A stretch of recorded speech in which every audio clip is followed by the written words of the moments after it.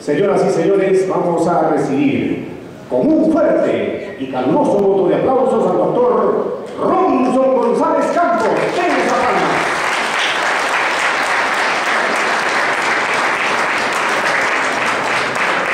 Doctor Robinson, buenas tardes. Adelante usted, por favor.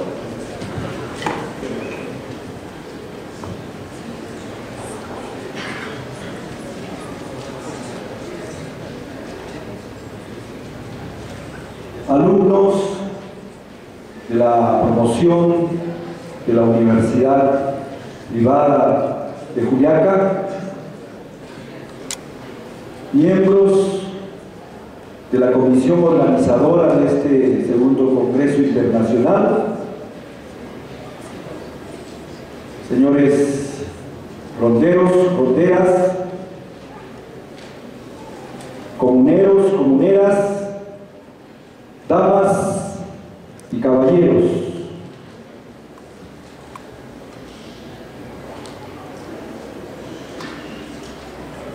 lamentablemente todavía existe en nuestra mente, en nuestra psiquis, en nuestra cultura,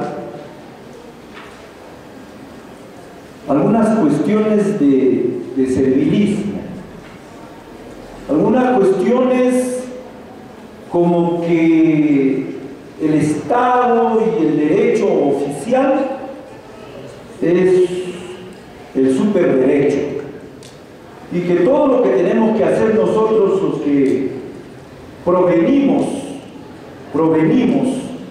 de la otra orilla, de la orilla no occidental, de la orilla originaria, de la orilla indígena, de la orilla nativa, siempre tenemos que consultar y tenemos que buscar de repente algunas modificaciones. Y este servilismo que todavía tenemos es producto del colonialismo inveterado que se ha hecho sufrir al indígena, que se ha hecho sufrir al hombre y a la mujer de las comunidades originarias, porque recién a finales del siglo XX, del siglo pasado, recién ha habido reformas, cambios constitucionales que han considerado lo plurinacional, lo pluriétnico, lo pluricultural como una diversidad. Antes de ello, hemos tenido constituciones, estoy hablando ya de la República, estoy hablando del post-virreinato, estoy hablando de la post-colonia. Hemos tenido constituciones, sistemas constitucionales que con el cuento de fijarse en el indígena, al indígena los han visto por encima de los hombros, los han visto como personas disminuidas, como personas que, bueno, pues hay que hacerles el favor de considerarlos, aunque sean personas. Eso es una constante en nuestra historia republicana, peruana, y en la historia de Latinoamérica, en la historia de los países hermanos que han tenido y tienen comunidades originarias, comunidades indígenas. Sin embargo, como lo ha dicho uno de los ponentes, el inmediatamente anterior al penúltimo, viendo la forma como se solucionan los conflictos, viendo la forma como se ejerce el derecho en las comunidades, nos vamos dando cuenta que hay una gran diferencia. Hay una gran diferencia, y esta diferencia está asignada por algo fundamental que hay que subrayar: el derecho de las comunidades indígenas El derecho de las comunidades originarias es su propio derecho. Es el derecho que ha emergido de la realidad. Es el derecho que ha emergido de la realidad, de su realidad. No es un derecho impuesto. Y efectivamente, en nuestra república, particularmente en el Perú, el derecho oficial, ese derecho occidental, ese derecho que se enseña fundamentalmente en las aulas universitarias, ese derecho que se dice en lugares alfombrados como este, que se llama Palacio de Justicia, ese derecho no ha emergido de nuestra realidad. Es un derecho que se nos ha impuesto. Es un derecho dominante, colonizador.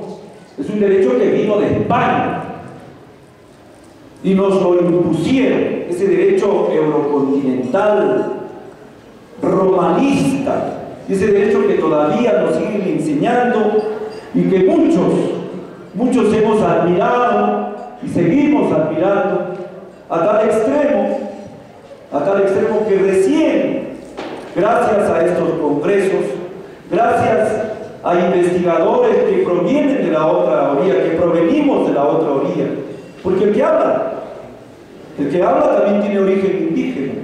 Yo soy de una comunidad campesina de un distrito de allá de Huancayo que se llama Sicaya, y ahora que me estoy enterando poco a poco de algo relacionado a la cultura a la cual pertenezco, que es la cultura huanca,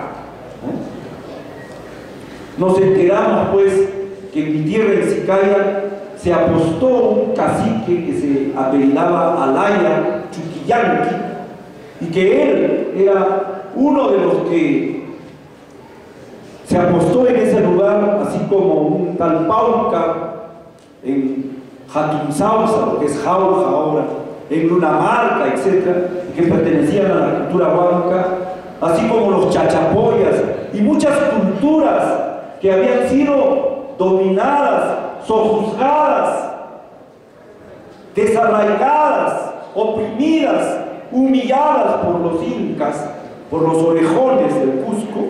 Esas culturas se unieron lamentablemente en forma equivocada a los españoles, porque de lo contrario, si no, no se hubiera podido conquistar el imperio. Se unieron pensando que los iban a liberar del yugo del cual eran víctimas, del yugo de los orejones cusqueños. De esas comunidades provenimos nosotros, y hoy estamos analizando esas raíces, y por eso decimos, no podemos seguir manteniendo una mentalidad servil. Nosotros no tenemos por qué decir que nuestro derecho es un derecho menor. Máxime que ahora está reconocido no solo por la Constitución, por el artículo 149, y aquí sí, con mucho respeto, porque se trata de un congreso, y en un congreso se debate, en un congreso se intercambia. Con mucho respeto tengo que discrepar con el doctor Alatrista. El artículo 149 no debe de ser modificado, y el artículo 149 no necesita ninguna ley de desarrollo. El artículo 149 de la Constitución se tiene que aplicar. El artículo 149 lo único que está haciendo, no está creando el derecho consuetudinario, sino simple y llanamente está reconociendo un derecho igual que los demás derechos, que ese derecho que está en nuestra orilla. Está reconociendo una jurisdicción de un sistema ya no de un monismo jurídico, sino de un pluralismo jurídico, donde la jurisdicción ordinaria, la jurisdicción arbitral, la jurisdicción militar, la jurisdicción comunal, esa jurisdicción tiene el mismo valor. Lo que sí tenemos que hacer, y en eso coincidimos con el doctor Alatrista, tenemos que hacer sí una interpretación del artículo 149. Se decía, ¿cómo podemos nosotros ejercer la jurisdicción comunal si en todos los casos habría una violación de los derechos humanos? Tenemos que interpretar qué cosa quiere decir esta Constitución cuando se refiere a los derechos humanos. Hay dos aristas ahí, hay dos alternativas. Una de las alternativas es hablar pues de que es una afectación grave a los derechos humanos. ¿Cómo se va a decir que es una afectación grave a los derechos humanos cuando se le grita al comunero, cuando se le echa agua fría? O sea que cuando nos bañamos aquí en Juliaca, como lo hago yo, en la ducha con agua fría, estoy violentando mis derechos humanos. O los que andan descalzos por las punas y no sienten frío, están violentando sus derechos humanos. Cuando le dan un pencazo en el poto o en el culo, ¿se está violentando los derechos humanos? No se está violentando los derechos humanos. Eso no es afectación de los derechos humanos. Cuando en nuestros bailes tradicionales, en nuestras comunidades, nos cargamos a nuestra chola y la llevamos, ya saben para qué, aunque nos esté golpeando la espalda y después nos esté arañando de placer la espalda, ¿acaso estamos violentando sus derechos humanos? No, es parte de nuestra cosmovisión, que eso definitivamente no es una afectación de los derechos humanos. Entonces, ¿a qué derechos humanos nos referimos? Y entonces ahí hay dos posiciones. Una posición que señala que los derechos humanos son universales, una teoría universalista de los derechos humanos. Y otra posición que dice que los derechos humanos dependen pues de nuestra cosmovisión. Nosotros, los campesinos, los que provenimos de las comunidades originarias, ¿tenemos la misma concepción de lo que es la vida? No tenemos la misma concepción de lo que es la vida. La vida para nosotros es algo más grande que lo que se conceptúa como vida aquí. Nosotros nos morimos y todavía tenemos vida. Nos morimos y todavía vamos al cementerio a tomar con nuestros muertos, a conversar con nuestros muertos, a ponerles una ofrenda a nuestros muertos el día de los muertos para que se acerquen a comer lo que más les gustaba. Esa es la concepción que nosotros tenemos. ¿Acaso nosotros tenemos la misma concepción de lo que es la tierra con respecto a los de la otra orilla? ¿Acaso nosotros no vertimos la cerveza, el trago a la tierra? Estamos brindando, pagando a la tierra, la mamapacha. No lo hacemos. No es lo mismo pues nuestras concepciones sobre derechos humanos, y eso es lo que sí tenemos que interpretar el día que nos digan. ¿Y cuál es la solución que estamos poniendo? Porque hay que señalar alternativas. ¿Vamos a buscar a un congresista demagogo que nos haga caso a nosotros? Si nos hará caso. Hemos tenido un pleno jurisdiccional